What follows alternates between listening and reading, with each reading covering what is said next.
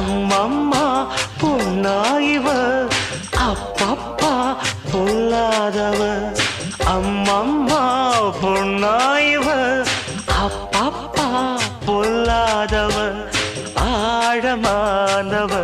துணி எடுத்து மூடிக்கோ மூடிக்கோ கண்ண மூடிக்கோ கட்டிக்கோ கட்டிக்கோ என்ன கட்டிக்கோ